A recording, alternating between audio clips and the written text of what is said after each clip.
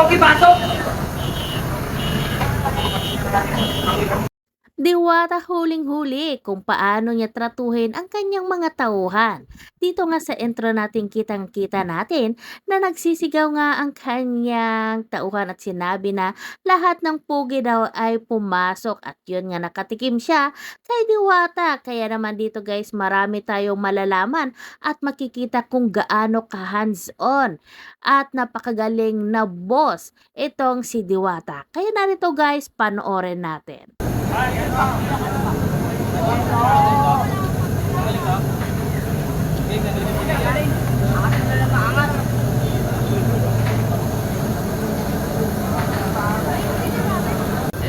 napalawin muna yung kawali. Maghahang tayo, daming tao.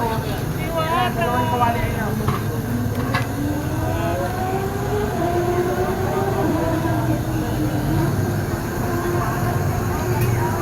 Ayan o, ano? Pogi yan. Tatalo. Kawin natin mga pogi, pasok!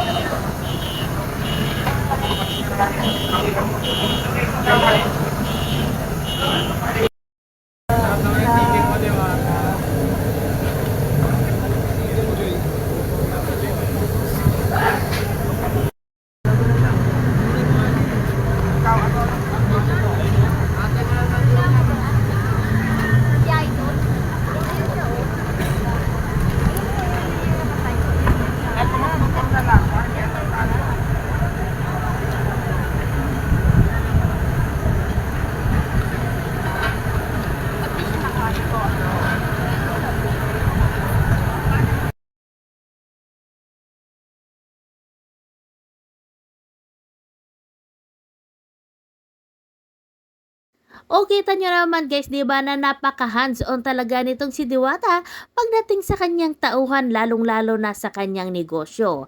Ando na si Diwata na siya talaga nag-a-assist at tinitingnan niya bawat mga pagkain o yung mga piniprepare ng kanyang mga tauhan. Napakagaling na maging amo itong si Diwata pagdating nga sa business o sa kanyang negosyo.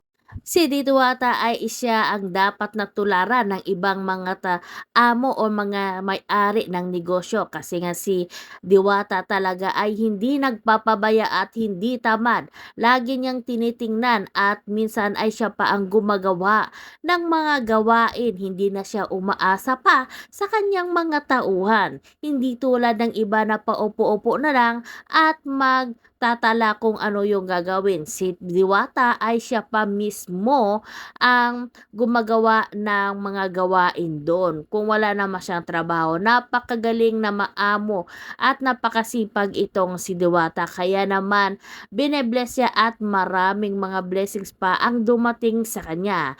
At hindi lang yun, maraming mga tauhan niya ang nagustuhan ang ugali nitong si Diwata. Kahit na mailan pang mga bashers na nagagalit sa mga tauhan niya, pero minsan naman ay kailangan nating intindihin lalo't lalo pa at pagod na pagod sila at ito ring si Diwata na may nagrereklamo na hindi daw maganda or hindi daw sila nagkapa-picture kay Diwata. At dun nga sa mga nagrereklamo, konting pasensya naman at unawa dahil alam naman natin na pagod nga itong si Diwata at nag-iisa lang siya nagmamanis ng kanyang negosyo. Kaya doon sa hindi na pagbigyan ay intindihin na lang natin itong si Diwata na busy at pagod na pagod din sa kanyang negosyo. At sinasabi naman ni Diwata na kung hindi siya busy ay napapagbigyan niya naman ang kanya mga customer na gustong magpa-picture sa kanya at kausapin siya.